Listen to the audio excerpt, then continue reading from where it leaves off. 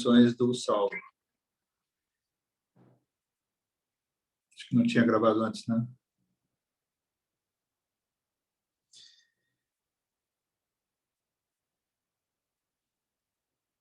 Então, nós vamos retomar, então, aqui na página 183 do livro Paulo Estevam, no capítulo 3 da segunda parte, Lutas e Humilhações. Tá?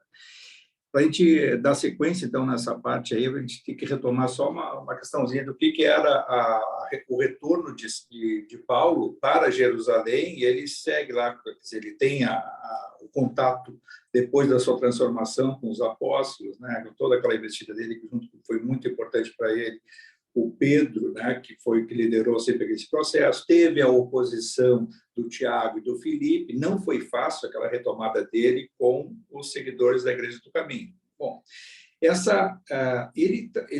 esse momento que ele se defrontou com uma mudança de comportamento e não sabia qual é que seria a sua trajetória. O Saulo, até então, ele achava que ele tinha que, dentro de Jerusalém, combater tanto aquele homem velho dele, o Saulo, velho rabino Saulo, que perseguiu a muitos, inclusive ao Estevão, que ele carregava muito essa culpa, e ele achava que ele tinha que fazer a pregação dele ali dentro. Tá? E foi muito importante a intuição que teve Pedro, tá?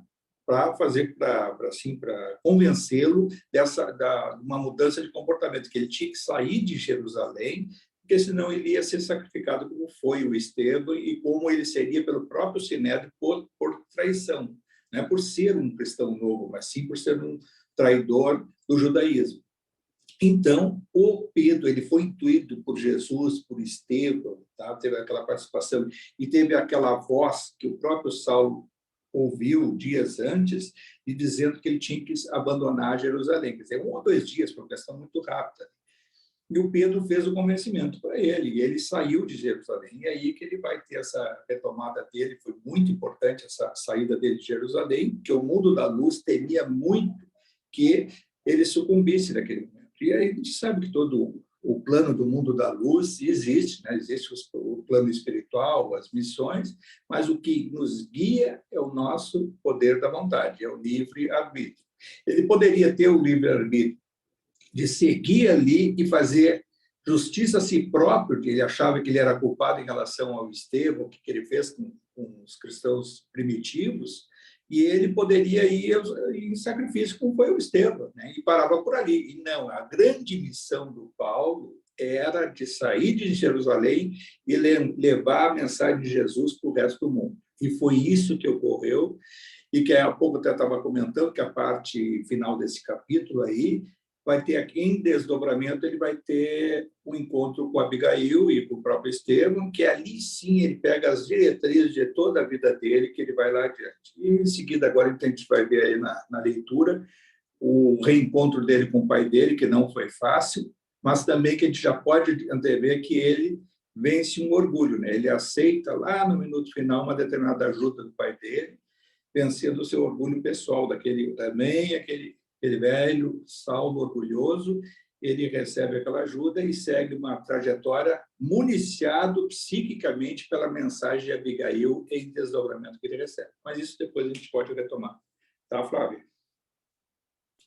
Vamos lá, então. Finalzinho ali, o último parágrafo da página 183. Saulo ouvia assombrado aquelas considerações justas e o bondoso apóstolo continuava. Deus é a providência de todos. Ninguém está esquecido. Para que a juízes melhor da situação, admitamos que fosses mais feliz do que Judas. Figuremos tua vitória pessoal no feito. Concedamos que pudesses atrair para o mestre toda a cidade. E depois, deverias e poderias responder por todos os que aderissem ao teu esforço? A verdade é que poderias atrair, nunca, porém, converter. Como não te fosse possível atender a todos em particular, acabarias execrado pela mesma forma. Se Jesus, que tudo pode neste mundo sob a égide do Pai, espera com paciência a conversão do mundo, por que não poderemos esperar de nossa parte? A melhor posição da vida é a do equilíbrio. Não é justo desejar fazer nem menos, nem mais do que nos compete, mesmo porque o mestre sentenciou que a cada dia bastam seus trabalhos. O convertido de Damasco estava surpreso a mais não poder. Simão apresentava argumentos irretorquíveis. Sua inspiração assombrava-o. À vista do que ocorreu, prosseguiu o espectador serenamente. Importa que te vás logo, que cai a noite. A luta iniciada na sinagoga dos Cilícios é muito mais importante do que os atritos de Damasco. É possível que amanhã procure encarcerar-te. Além disso, a advertência recebida no templo não é de molde a procrastinarmos providências indispensáveis. O pessoal tem algum microfone aberto, por favor? Saulo concordou de boamente com o alvitre. Poucas vezes na vida escutar observações tão sensatas. Pretendes voltar à Cilícia? Disse Pedro com inflexão paternal. Já não tenho mais aonde ir, respondeu com resignado sorriso. Pois bem, partirás para Cesareia. Temos ali amigos sinceros que te poderão auxiliar. O programa de Simão Pedro foi rigorosamente cumprido. À noite, quando Jerusalém se envolvia em grande silêncio, um cavaleiro humilde transpunha as portas da cidade na direção dos caminhos que conduziam ao grande porto palestinense. Torturado pelas apreensões constantes da sua nova vida, chegou a Cesareia decidido a não se deter ali muito tempo. Entregou as cartas de Pedro que o recomendava aos amigos fiéis. Recebido com simpatia por todos, não teve dificuldades em retomar o caminho da cidade natal. Dirigindo-se agora para o cenário da infância, sentia-se extremamente comovido com as mínimas recordações. Aqui, um acidente do caminho a sugerir cariciosas lembranças. Ali, um grupo de árvores envelhecidas a despertar em especial atenção. Várias vezes passou por caravanas de camelos que lhe faziam relembrar as iniciativas paternas. Tão intensa lhe fora a vida espiritual nos últimos anos, tão grandes as transformações, que a vida do lar se lhe figurava um sonho bom, já muito desvanecido. Através de Alexandre, recebera as primeiras notícias de casa, lamentava a partida de sua mãe, justamente quando tinha maior necessidade da sua compreensão afetuosa, mas entregava a Jesus os seus cuidados nesse particular. Do velho pai não era razoável esperar um entendimento mais justo. Espírito formalista, radicado ao farisaísmo de maneira integral, certo não aprovaria sua conduta. Atingiu as primeiras ruas de Tarso de alma opressa. As recordações sucediam-se ininterruptas. Batendo à porta do lar paterno, pela fisionomia indiferente dos servos, compreendeu como voltava transformado. Os dois criados mais antigos não o reconheceram. Guardou silêncio e esperou. Ao fim de longa espera, o genitor foi recebê-lo. O velho Isaac, amparando-se ao cajado, nas adiantadas expressões de um reumatismo pertinaz, não dissimulou um gesto largo de espanto. É que reconhecera de pronto o filho.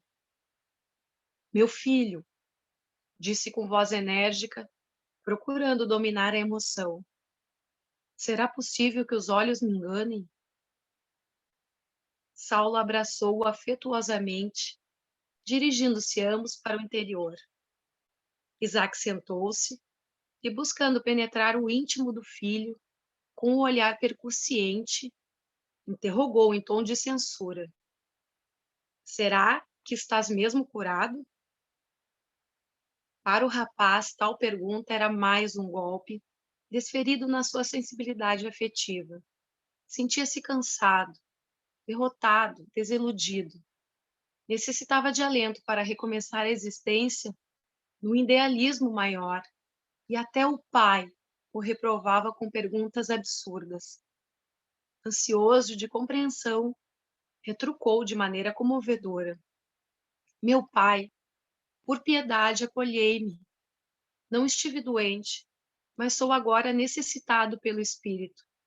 Sinto que não poderei reiniciar minha carreira na vida sem algum repouso. Estendei-me vossas mãos. Conhecendo a austeridade paterna e a extensão das próprias necessidades naquela hora difícil do seu caminho, o ex-doutor de Jerusalém humilhou-se inteiramente, pondo na voz toda a fadiga que se lhe represava no coração. O ancião israelita contemplou firme, solene, e sentenciou sem compaixão: Não estiveste doente? Que significa então a triste comédia de Damasco? Os filhos podem ser ingratos e conseguem esquecer, mas os pais, se nunca os retiram do pensamento, sabem sentir melhor a crueldade do seu proceder. Não te doeria ver-nos vencidos e humilhados com a vergonha que lançaste sobre nossa casa? Ralada de desgostos, tua mãe encontrou o lenitivo na morte. Mas eu, acreditas-me insensível à tua deserção? Se resisti foi porque guardava a esperança de buscar Jeová, supondo que tudo não passasse de mal-entendido, que uma perturbação mental houvesse atirado contigo na incompreensão e nas críticas injustificáveis do mundo. Criei-te com todo o desvelo que um pai da nossa raça costuma dedicar ao único filho varão. Sintetizava as gloriosas promessas para a nossa estirpe. Sacrifiquei-me por ti, como leite de afagos. Não poupei esforços para que pudesses contar com os mestres mais sábios. Cuidei da tua mocidade, enchi-te com a ternura do coração, e é desse modo que retribuis as dedicações e os carinhos do lar? Saulo podia enfrentar muitos homens armados, sem abdicar a coragem desassombrada que lhe assinalava as atitudes. Podia verberar o procedimento condenável dos outros, ocupar a mais perigosa tribuna para o exame das hipocrisias humanas. Mas diante daquele velhinho que não mais podia renovar a fé e, considerando a amplitude dos seus sagrados sentimentos paternais, não reagiu e começou a chorar. Choras? Continuou o ancião com grande secura. Mas eu nunca te dei exemplos de covardia. Lutei com heroísmo nos dias mais difíceis para que nada te faltasse.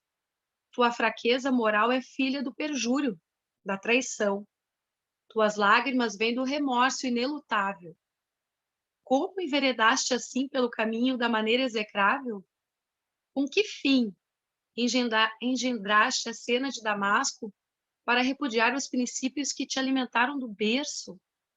Como abandonar a situação brilhante do rabino de quem tanto esperávamos para aborar-se em companheiro de homens desclassificados que nunca tiveram a tradição amorosa de um lar? Ante as acusações injustas, o moço tarcense soluçava, talvez pela primeira vez na vida. Quando soube que ias desposar uma jovem sem pais conhecidos, prosseguia o velho implacável, surpreendi-me e esperei que te pronunciasses diretamente. Mais tarde, Dalila e o marido eram compelidos a deixar Jerusalém precipitadamente, ralados de vergonha com a ordem de prisão que a sinagoga de Damasco requisitava contra ti. Várias vezes conjeturei se não seria essa criatura inferior que elegeste a causa de tamanhos desastres morais. Há mais de 3 anos levanto-me diariamente para refletir no teu criminoso proceder em detrimento dos mais sagrados deveres.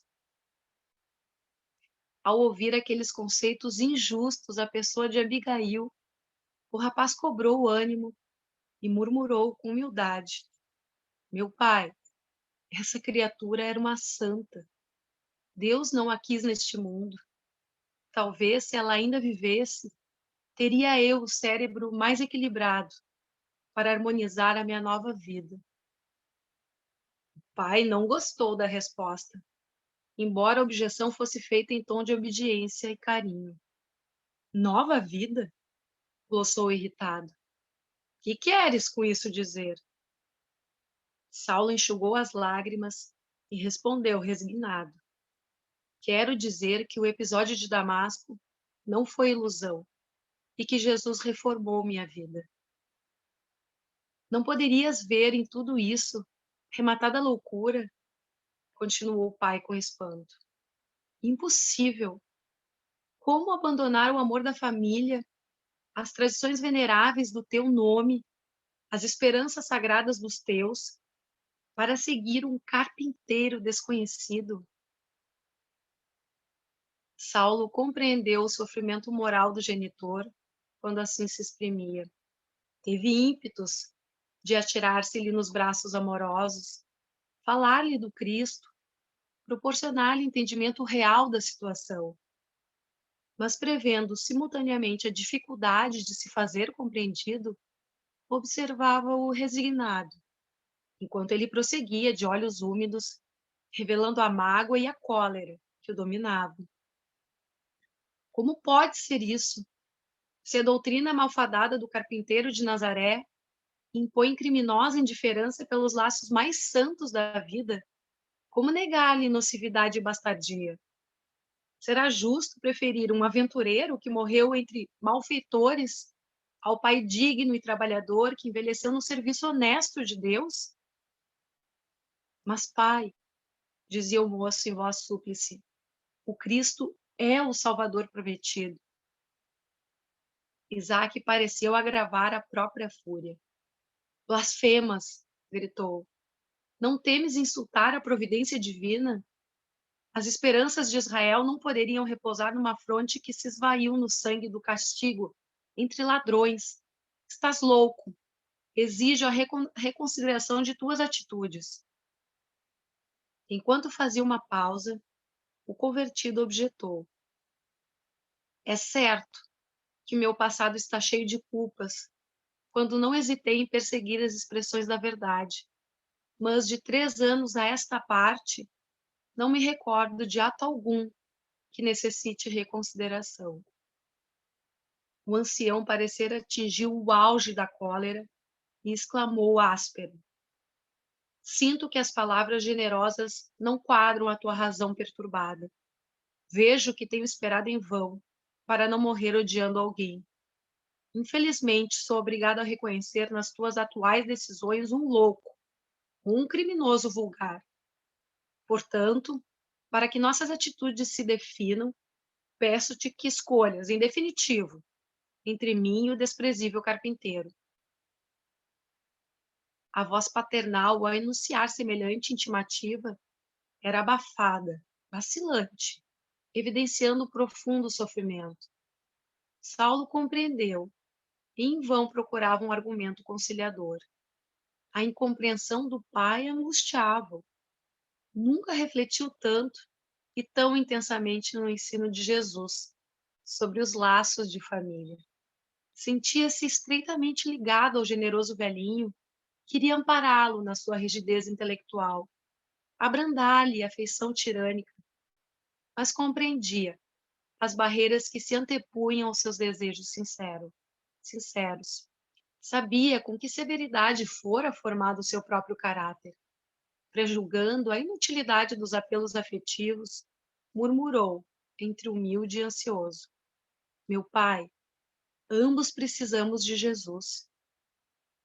O velho, inflexível, endereçou-lhe um olhar austero e retrucou, com aspereza: Tua escolha está feita. Nada tens a fazer nesta casa. O velhinho estava trêmulo. Via-se-lhe o esforço espiritual para tomar aquela decisão. Criado nas concepções intransigentes da lei de Moisés, Isaac sofria como pai. Entretanto, expulsava o filho depositário de tantas esperanças, como se cumprisse um dever. O coração amoroso sugeria-lhe piedade, mas o raciocínio do homem, encarcerado nos dogmas implacáveis da raça, abafava-lhe o impulso natural.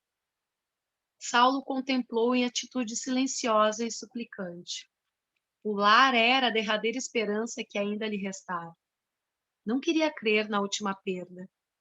Cravou no ancião os olhos quase lacrimosos. E depois de longo minuto de expectação, implorou num gesto comovedor que lhe não era habitual. Falta-me tudo, meu pai. Estou cansado e doente. Não tenho dinheiro algum. Necessito da piedade alheia. E acentuando a queixa dolorosa, também vós me expulsais? Isaac sentiu que a rogativa lhe vibrava no mais íntimo do coração. Mas julgando talvez que a energia era mais eficiente do que a ternura, no caso, respondeu secamente: corrige as tuas impressões, porque ninguém te expulsou. Foste tu que votaste os amigos e os afetos mais puros ao supremo abandono. Tens necessidades? É justo que peças ao carpinteiro as providências acertadas. Ele que fez tamanhos absurdos, terá poder bastante para valer-te. Imensa dor represou-se no espírito do ex-rabino. As alusões ao Cristo doíam-lhe muito mais do que as reprimendas diretas que recebera.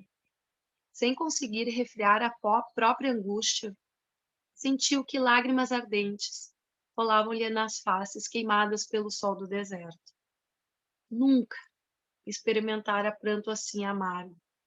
Nem mesmo na cegueira angustiosa, consequente à visão de Jesus, chorara tão penosamente. Não obstante esquecido numa pensão sem nome, cego e acabrunhado, sentia a proteção do Mestre, que o convocara ao seu divino serviço. Guardava a impressão de estar mais perto do Cristo. Regozijava-se nas dores mais acerbas pelo fato de haver recebido, às portas de Damasco, o seu apelo glorioso e direto. Mas, depois de tudo, procurava em vão apoio nos homens para iniciar a sagrada tarefa. Os mais amigos recomendavam-lhe a distância. Por último, ali estava o pai, velho e abastado, a recusar-lhe a mão no instante mais doloroso da vida. Expulsava-o, manifestava aversão por suas ideias regeneradoras. Não lhe tolerava a condição de amigo do Cristo. No pranto que lhe borbulhava dos olhos, recordou-se, porém, de Ananias. Quando todos o abandonavam em Damasco, surgiu o mensageiro do Mestre, restituindo-lhe o bom ânimo. Seu pai falara-lhe ironicamente dos poderes do Senhor.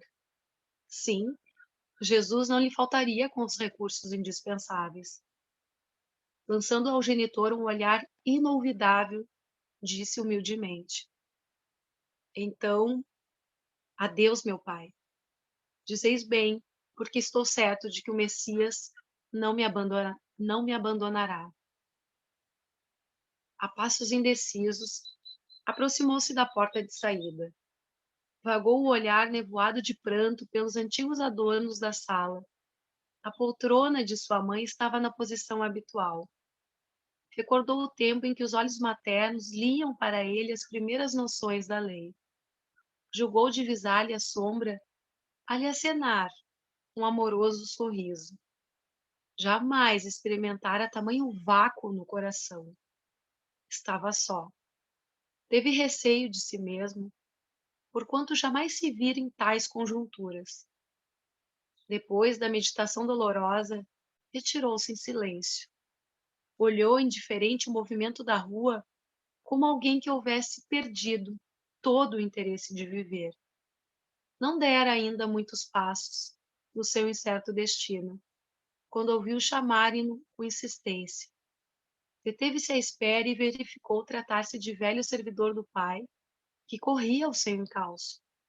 Em poucos instantes, o criado entregava-lhe uma bolsa pesada, exclamando em tom amistoso: vosso pai manda este dinheiro como lembrança. Saulo experimentou no íntimo a revolta do homem velho. Imaginou invocar a própria dignidade para devolver a dádiva humilhante. Assim procedendo, ensinaria ao pai que era filho, não mendigo. Dar-lhe-ia uma lição, mostraria o valor próprio, mas considerou ao mesmo tempo que as provações rigorosas talvez se verificassem com o assentimento de Jesus, para que seu coração, ainda voluntarioso, aprendesse a verdadeira humildade. Sentiu que havia vencido muitos tropeços, que se havia mostrado superior em Damasco e em Jerusalém, que dominara as hostilidades do deserto, que suportara a ingratidão dos climas e as canseiras dolorosas, mas que o Mestre agora lhe sugeria a luta consigo mesmo, para que o homem do mundo deixasse de existir, ensejando o renascimento do coração enérgico, mas amoroso e terno do discípulo. Seria, talvez, a maior de todas as batalhas. Assim compreendeu num relance, e buscando vencer-se a si mesmo, tomou a bolsa com resignado sorriso, guardou humildemente entre as dobras da túnica, saudou o servo com expressões de agradecimento e disse, esforçando-se por evidenciar alegria: Sinésio, conte a meu pai o contentamento que me causou com a sua carinhosa oferta, e diga-lhe que rogo a Deus que o ajude. Seguindo o curso incerto de sua nova situação, viu na atitude paterna o reflexo dos antigos hábitos do judaísmo.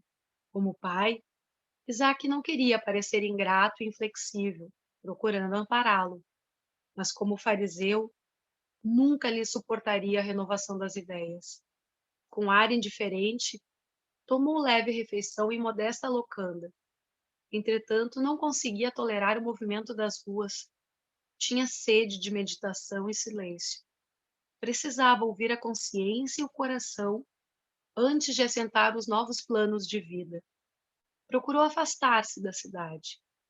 Como eremita anônimo, buscou o campo agreste. Depois de muito caminhar sem destino, atingiu os arredores do Tauro. Começava o cortejo das sombras tristes da tarde. Exausto de fadiga, descansou junto de uma das inumeráveis cavernas abandonadas.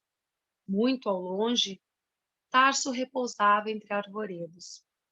As auras vespertinas vibravam no ambiente sem perturbar a placidez das coisas. Mergulhado na quietude da natureza, Saulo recuou mentalmente ao dia da sua radical transformação. Lembrou o abandono na pensão de Judas, a indiferença de Sadoc à sua amizade. Rememorou a primeira reunião de Damasco, na qual suportara tantos apupos, ironias e sarcasmos. Demandara a Palmira, ansioso pela assistência de Gamaliel, a fim de penetrar a causa do Cristo, mas o nobre mestre lhe aconselhara o isolamento no deserto. Recordou as duras dificuldades do tear e a carência de recursos de toda espécie no oásis solitário. Naqueles dias silenciosos e longos, jamais pudera esquecer a noiva morta, lutando por erguer-se espiritualmente acima dos sonhos desmoronados. Por mais que estudasse o Evangelho, intimamente experimentava singular remorso pelo sacrifício de Estevão, que, a seu ver, fora a pedra tumular do seu noivado futuroso. Suas noites estavam cheias de infinitas angústias. Às vezes, em pesadelos dolorosos, sentia-se de novo em Jerusalém, assinando sentenças iníquas. As vítimas da grande perseguição acusavam-no, olhando-o assustadas, como se a sua fisionomia fosse de um monstro. A esperança no Cristo reanimava-lhe o espírito resoluto. Depois de provas ásperas, deixara a solidão para regressar à vida social. Novamente em Damasco, a sinagoga o recebeu com ameaças. Os amigos de outros tempos, com profunda ironia, lançavam-lhe epítetos cruéis. Foi-lhe necessário fugir, como criminoso comum, saltando muros pela calada da noite. Depois buscara Jerusalém, na esperança de fazer-se compreendido.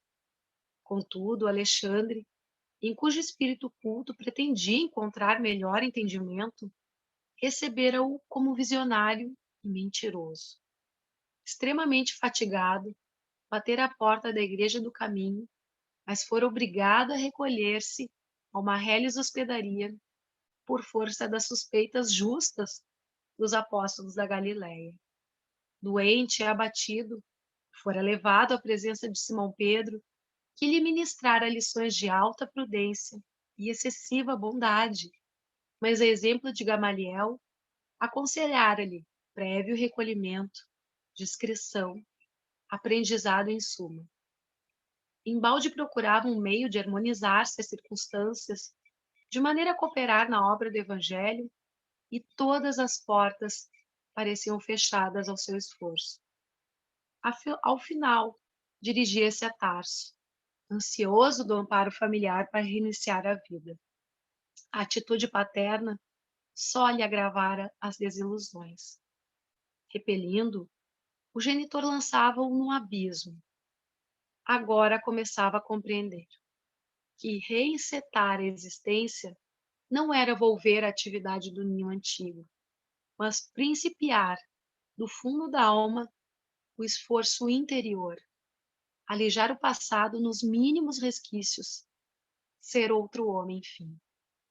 Compreendia a nova situação, mas não pôde impedir as lágrimas que lhe afloravam copiosas. Quando deu o acordo de si, a noite havia fechado de todo. O céu oriental resplandecia de estrelas. Ventos suaves sopravam de longe, refrescando-lhe a fronte incandescida. Acomodou-se como pôde, entre as pedras agrestes, sem coragem de eximir-se ao silêncio da natureza amiga. Não obstante prosseguir no curso de suas amargas reflexões, sentia-se mais calmo. Confiou ao mestre as preocupações acerbas, pediu o remédio da misericórdia e procurou manter-se em repouso. Após a prece ardente, cessou de chorar, figurando-se que uma força superior e invisível lhe balsamizava as chagas da alma opressa. Breve, em doce quietude do cérebro dolorido, sentiu que o sono começava a empolgá-lo. Suavíssima sensação de repouso proporcionava-lhe grande alívio. Estaria dormindo? Tinha a impressão de haver penetrado uma região de sonhos deliciosos. Sentia-se ágil e feliz. Tinha a impressão de que fora arrebatado a uma campina tocada de luz primaveril, isenta e longe deste mundo. Flores brilhantes, como feitas de névoa colorida, desabrochavam ao longo de estradas maravilhosas, rasgadas na região banhada de claridades indefiníveis. Tudo lhe falava de um mundo diferente.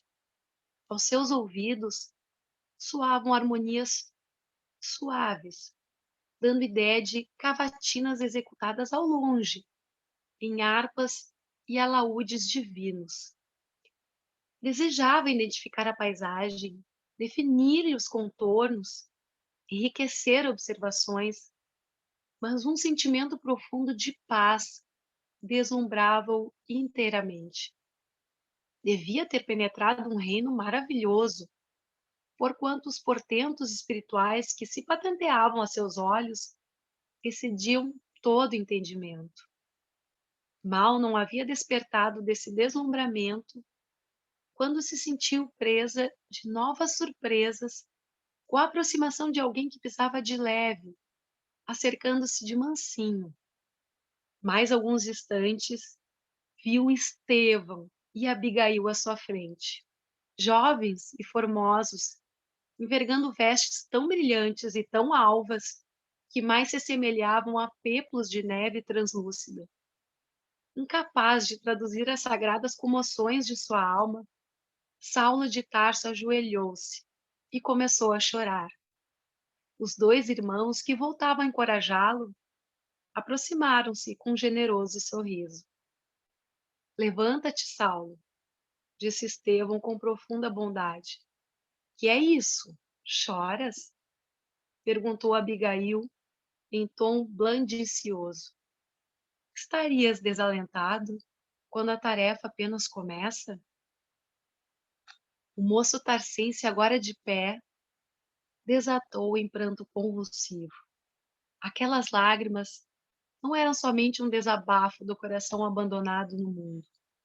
Traziam um júbilo infinito, uma gratidão imensa a Jesus, sempre pródigo de proteção e benefícios.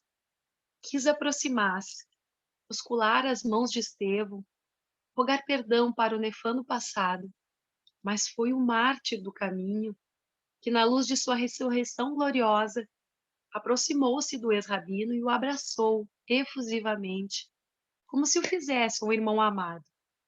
Depois, beijando-lhe a fronte, murmurou com ternura: Saulo, não te detenhas no passado. Quem haverá no mundo isento de erros? Só Jesus foi puro. O ex-discípulo de Gamaliel sentia-se mergulhado em verdadeiro oceano de venturas. Queria falar das suas alegrias infindas, agradecer tamanhas dádivas, mas indômita a emoção lhe selava os lábios e confundia o coração.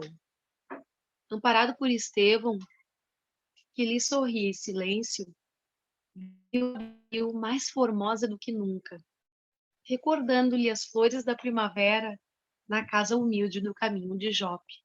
Não pôde furtar-se às reflexões do homem, esquecer os sonhos desfeitos, lembrando-os, acima de tudo, naquele glorioso minuto da sua vida. Pensou no lar que poderia ter constituído, no carinho com que a jovem de Corinto lhe cuidaria dos filhos afetuosos, no amor insubstituível que a sua dedicação lhe poderia dar. Mas, compreendendo-lhe os mais íntimos pensamentos, a noiva espiritual aproximou-se, tomou-lhe a destra calejada nos labores rudes do deserto e falou comovidamente: Nunca nos faltará um lar. Tê-lo-emos no coração de quantos vierem à nossa estrada. Quanto aos filhos, temos a família imensa que Jesus nos legou em sua misericórdia. Os filhos do Calvário são nossos também. Eles estão em toda parte, esperando a herança do Salvador. O moço tarcense entendeu a carinhosa advertência, arquivando-a no imo do coração. Não te entregues ao desalento, continuou Abigail generosa e solícita.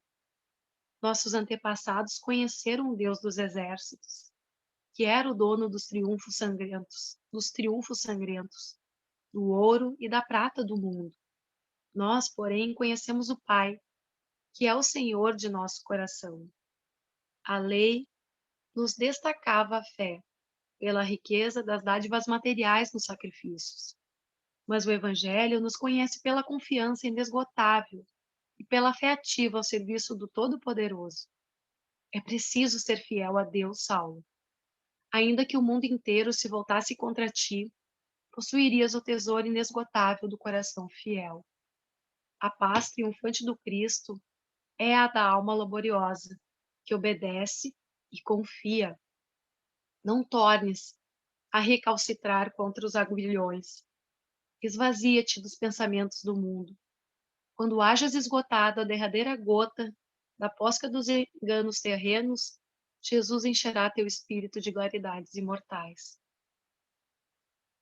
Experimentando infindo consolo, Saulo chegava a perturbar-se pela incapacidade de articular uma frase. As exortações de Abigail calar-lhe-iam para sempre. Nunca mais permitiria que o desânimo se apossasse dele. Enorme esperança represava-se agora em seu íntimo. Trabalharia para o Cristo em todos os lugares e circunstâncias. O Mestre sacrificara-se por todos os homens.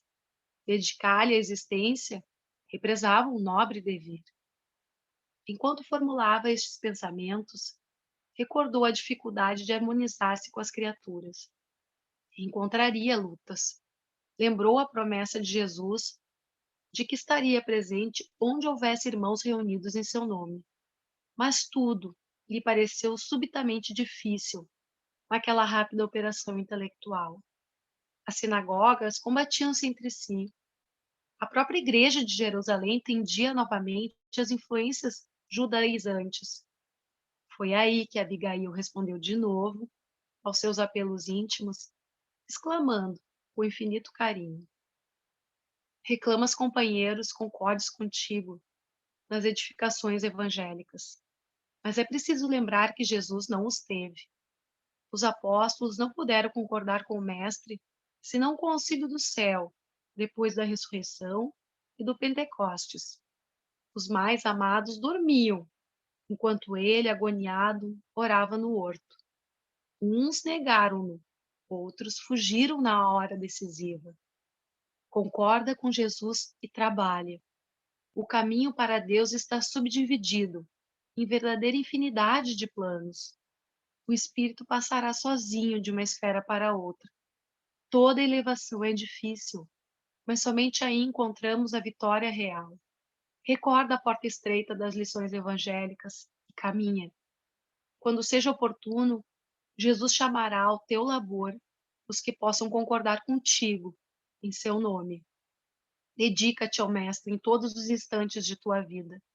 Serve-o com energia e ternura, como quem sabe que a realização espiritual reclama o concurso de todos os sentimentos que enobreçam a alma. Saulo estava enlevado. Não poderia traduzir as sensações cariciosas que lhe represavam no coração tomado de inefável contentamento. Esperanças novas bafejavam-lhe a alma. Em sua retina espiritual desdobrava-se radioso futuro. Quis mover-se, agradecer a dádiva sublime, mas a emoção privava-o de qualquer manifestação afetiva. Entretanto, pairava-lhe no espírito uma grande interrogação. Que fazer, doravante, para triunfar? Como contemplar as noções sagradas que lhe competia exemplificar praticamente, sem anotação de sacrifícios? Deixando perceber que lhe ouvia as mais secretas interpelações, Abigail adiantou-se, sempre carinhosa. Saulo, para a certeza da vitória no escabroso caminho, lembra-te de que é preciso dar. Jesus deu ao mundo quanto possuía e, acima de tudo, deu-nos a compreensão intuitiva das nossas fraquezas, para tolerarmos as misérias humanas. O moço tarcense notou que Estevão, nesse ínterim, se despedia, endereçando-lhe um olhar fraterno. Abigail, por sua vez, apertava-lhe as mãos com imensa ternura. O ex-rabino desejaria prolongar a deliciosa visão para o resto da vida, manter-se junto dela para sempre. Contudo, a entidade querida esboçava um gesto de amoroso adeus. Esforçou-se, então, por catalogar apressadamente suas necessidades espirituais, desejoso de ouvi-la relativamente aos problemas que o defrontavam, ansioso de aproveitar as mínimas parcelas daquele glorioso, fugaz minuto. Saulo alinhava mentalmente grande número de perguntas. Que fazer para adquirir a compreensão perfeita dos desígnios do Cristo? Ama, respondeu Abigail espontaneamente. Mas como proceder de modo a enriquecermos na virtude divina? Jesus aconselha o amor aos próprios inimigos. Entretanto, considerava quão difícil deveria ser semelhante realização. Penoso testemunhar dedicação sem o real entendimento dos outros. Como fazer para que a alma alcançasse tão elevada expressão de esforço com Jesus Cristo? Trabalha, esclareceu a noiva amada, sorrindo bondosamente. Abigail tinha razão. Era necessário realizar a obra de aperfeiçoamento interior. Desejava ardentemente fazê-lo.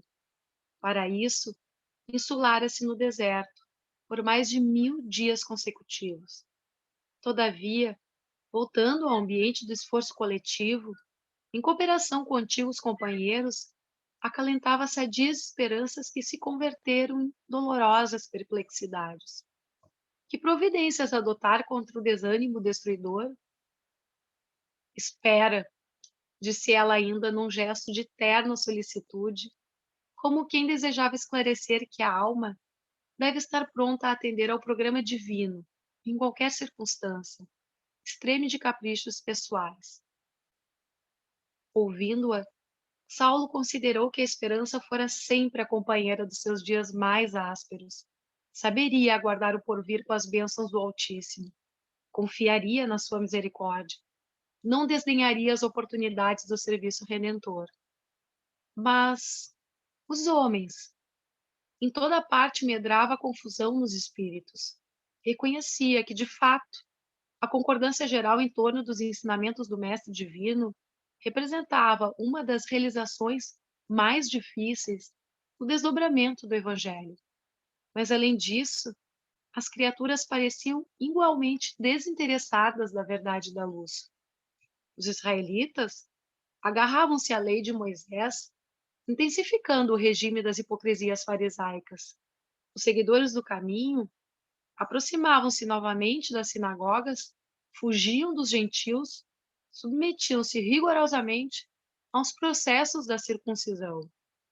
Onde a liberdade do Cristo? Onde as vastas esperanças que o seu amor trouxera à humanidade inteira, sem exclusão dos filhos de outras raças, concordavam em que se fazia indispensável amar, trabalhar, esperar. Entretanto, como agir no âmbito de forças tão heterogêneas? Como conciliar as grandiosas lições do Evangelho com a indiferença dos homens? Abigail apertou-lhe as mãos com mais ternura, a indicar as despedidas, e acentuou docemente: perdoa. Em seguida, seu vulto luminoso pareceu diluir-se, como se fosse feito de fragmentos de aurora. Empolgado pela maravilhosa revelação, Saulo viu-se só, sem saber como coordenar as expressões do próprio deslumbramento. A região, que se coroava de claridades infinitas, sentiam-se vibrações de misteriosa beleza. Aos seus ouvidos, continuavam chegando ecos longínquos de sublimes harmonias siderais, que pareciam traduzir mensagens de amor, oriundas de sóis distantes. Ajoelhou-se e orou. Agradeceu ao Senhor a maravilha das suas bênçãos. Daí a instantes, como se energias imponderáveis o reconduzissem ao ambiente da terra, sentiu-se no leito rústico, improvisado entre as pedras. Incapaz de esclarecer o prodigioso fenômeno, Saulo de Tarso contemplou os céus, embevecido. O infinito azul do firmamento não era um abismo em cujo fundo brilhavam estrelas. A seus olhos, o espaço adquiria nova significação. Devia estar cheio de expressões de vida, que ao homem comum não era dado compreender. Haveria corpos celestes, como os havia terrestres.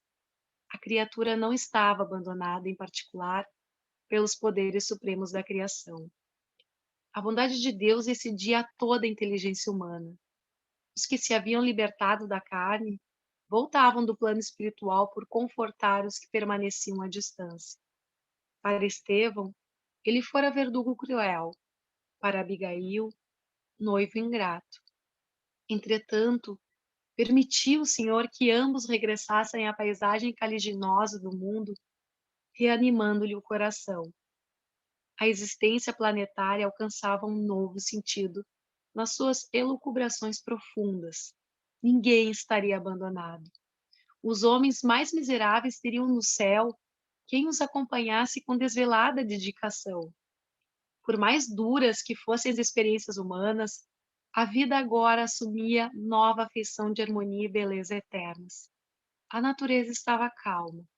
O luar esplendia no alto em vibrações de encanto indefinível. De quando em quando, o vento sussurrava de leve, espalhando mensagens misteriosas. Lufadas cariciosas acalmavam o fronte do pensador, que se embevecia na recordação imediata de suas maravilhosas visões do mundo invisível, experimentando uma paz até então desconhecida, acreditou que renascia naquele momento para uma existência muito diversa. Singular serenidade tocava-lhe o espírito. Uma compreensão diferente felicitava-o para o reinício da jornada no mundo.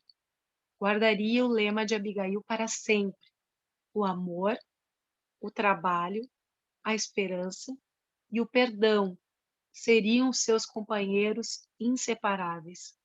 Cheio de dedicação por todos os seres, aguardaria as oportunidades que Jesus lhe concedesse, abstendo-se de provocar situações. Nesse passo, saberia tolerar a ignorância ou a fraqueza alheias, ciente de que também ele carregava um passado condenável, que, nada obstante, merecera a compaixão do Cristo. Somente muito depois, quando as brisas leves da madrugada anunciavam o dia, o ex-doutor da lei conseguiu conciliar o sono. Quando despertou, era manhã alta. Muito ao longe, Tarso havia retomado seu movimento habitual. Ergueu-se encorajado como nunca. O colóquio espiritual com Estevão e Abigail renovara-lhe as energias.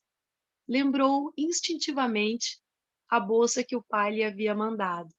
Retirou-a para calcular as possibilidades financeiras de que podia dispor para novos cometimentos. A dádiva paterna fora abundante e generosa. Contudo, não conseguia atinar de pronto com a decisão preferível. Depois de muito refletir, decidiu adquirir um tear. Seria o recomeço da luta.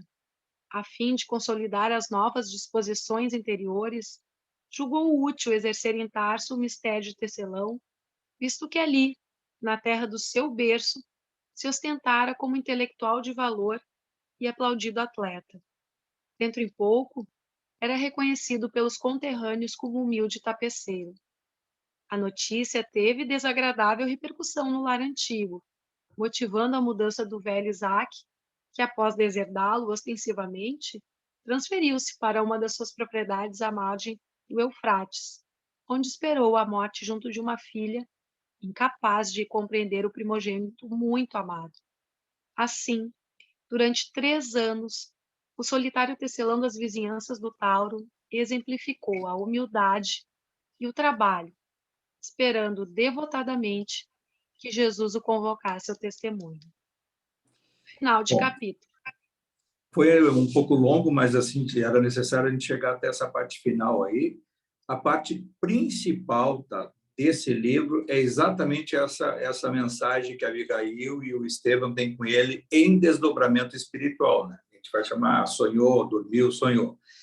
A mensagem que ela passa para o Paulo aí, fica gravado no inconsciente dele, e ele consegue o resto da vida, o resto da sua pregação, que está lá, está nos registros do cristianismo, em todos os estudos dos evangelhos, nos Atos dos Apóstolos, nas cartas de Paulo, que a maior referência do cristianismo hoje são as cartas de Paulo, né? E até os Atos dos Apóstolos, que dão para nós assim, as linhas gerais, que foi até gravado pelo Lucas, né? Que são todos que foram surgir depois, né? Porque os primeiros, a gente sabe lá, que foi o Mateus, os escritos de Levi. 40 anos depois, quem escreveu o Evangelho foi o João. Tá? Nesse meio tempo, os que conviveram com Jesus, com Paulo, que não conheceram Jesus, o Marcos e o Lucas, né? Que era um médico. Então, a gente vai ver assim, o estudo do cristianismo, a base, nós devemos ao Paulo. E assim, o que vale para nós? Sempre aquela reflexão que a gente, eu acho que vai estudar até, vamos procurar até nos próximos encontros, a gente trazer um pouquinho mais para nós do estudo da mediunidade, né? Que é a mediunidade, que alguns que dizem assim, tem que desenvolver a mediunidade tem que ser educada. Quando a gente percebe os canais da mediunidade, nós não precisamos ficar fixados em desenvolver. Algumas pessoas ficam assim, eu quero desenvolver para poder ter essa faculdade mais ostensiva ou menos ostensiva. Assim, a nossa capacidade mediúnica está na intuição. Quando a gente educa a nossa intuição através dos ensinamentos lá do passado, lá dos filósofos do passado, alguns dizem que foi de Sócrates, não foi de Sócrates, lá em Delfos, lá no Deus Apolo, conhece-te a ti mesmo. tem o autoconhecimento, cada um se conhecer. Então, o Paulo, o que ele foi encontrar através da sua meditação, que ele buscava sair dos grandes centros, sair do burburinho do dia a dia e refletir, refletindo, orando, pensando em tudo que ele lia, tudo que ele já tinha vivenciado, toda a cultura, todo aquele cabedal, aquele conjunto de conhecimentos enorme que ele tinha até então, com a sua própria inteligência, a sua capacidade intelectual.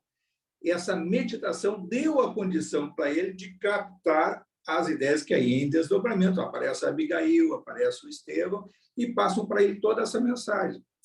A gente vai trazer assim para os nossos dias, de uma forma bem mais simples, dois episódios que ocorreram aí com o Paulo, com o pai dele, o Isaac. Ele poderia ter aquela coisa maternal, aquele amor paternal, né, que ele tinha com o pai, e ele tinha que trabalhar todos os seus ensinamentos cristãos, né, aquela coisa que, como Abigail passou para ele, amar, trabalhar e perdoar. Ele tinha que trabalhar todas essas coisas diante do pai dele, né, que tinha assim, aquele amor paternal, mas ele mesmo mantendo, trabalhando em cima do amor, se perdoando, porque através dos ensinamentos que até então ele tinha pelos escritos do Levi, né, o evangelho, os escritos que ele tinha da mensagem de Jesus, perdoar, perdoar, perdoar, amar, o que é isso? E ele, diante do pai dele, consegue trabalhar os seus defeitos, porque ele era um grande orgulhoso, né? Tinha um determinado egoísmo através do seu conhecimento perante os outros. Ele consegue trabalhar todas essas coisas vivenciando aquela situação, e que, se a gente trouxer para os nossos dias de hoje, quantas vezes a gente enfrenta uma situação semelhante? Aquela de ser renegado pela sua própria família. Eu conheço muitos espíritos, mulheres até espíritas, mais de um caso, que o casamento entrou em ruptura, porque o marido, ou um sogro, ou alguém é um evangélico pentecostal que abomina o espiritismo. Eles acham que é coisa do demônio. Eu conheço um caso de que foi dito mais ou menos daquelas palavras ali: o casamento ou vai para o brejo ou para de seguir essas coisas, para de frequentar aquela casa lá. Tem casos, né, bem menos assim agressivos nesse instante. Eu próprio sou católico de família, minha família é sempre praticante, eu era de frequentar a igreja. E eu tive, na pós-adolescência, quando eu tive os contatos com o espiritismo, tudo que era de ruim na minha família dizia que eu tinha mexido com esses demônios. Não que fossem católicos no sentido aquele de querer acusar, mas achavam que estava mexendo com uma energia diferente, que aí tinha o preconceito de achar que mexe com espíritos do mal.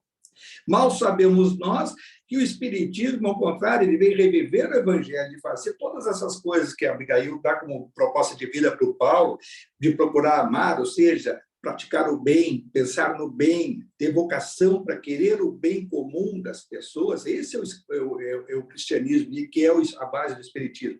Fazendo o quê? Servindo, trabalhando.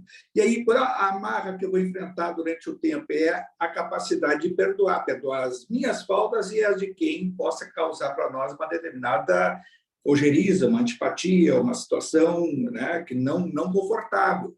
Então, qual é a base para tudo isso? É usar as ferramentas que a própria Abigail dá para ele, que ele segue durante toda a sua vida.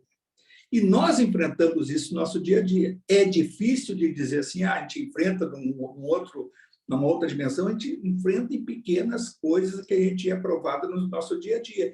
E a gente não usa essa ferramenta que usou o Paulo. Meditar e encontrar no nosso desdobramento espiritual as ferramentas de conexão com o plano superior. E nós não vamos nos lembrar no outro dia que isso aqui é um relato espiritual.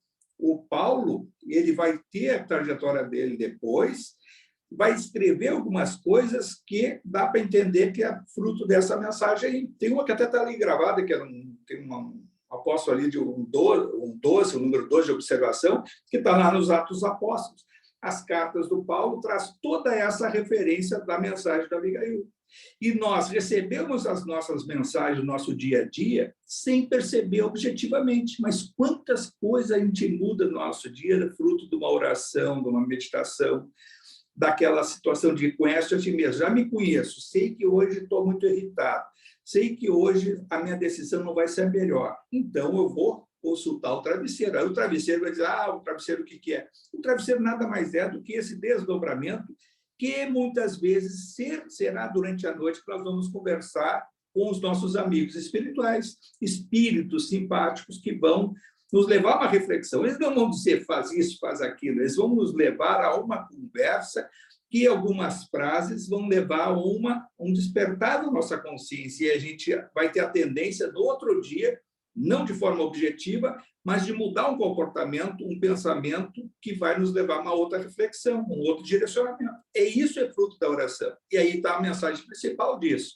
Serviu para o Paulo para a civilização humana, que devemos a ele essa grandiosidade, né, da sua inserção no cristianismo, espíritos luminares, que certamente eu entendo, acho que o Paulo, ele era um espírito que tinha uma trajetória longa intelectual de prestar serviço ao mundo da luz, que deve ter entrado em alguma derrocada, e ele se sentiu foi testado pelo mundo da luz e foi aprovado nessa encarnação. Os espíritos, quando a gente fala assim, desencarnar, que o mundo da luz entra em sublimação, na próxima dimensão, o Chico Xavier, quando desencarnou, o mundo espiritual superou, presente, inclusive, Jesus Cristo, que teria levado lá para cima.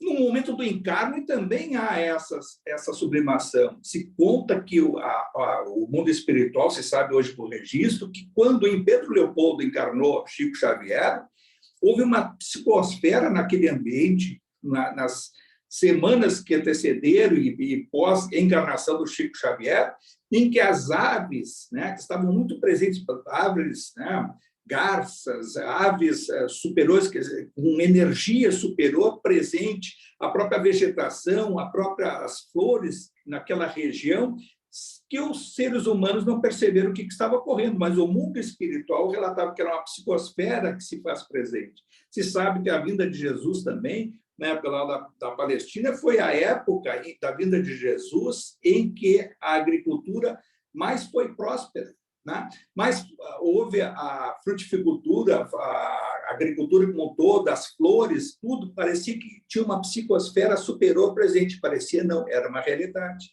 É o fenômeno da presença espiritual superior, da psicosfera superior.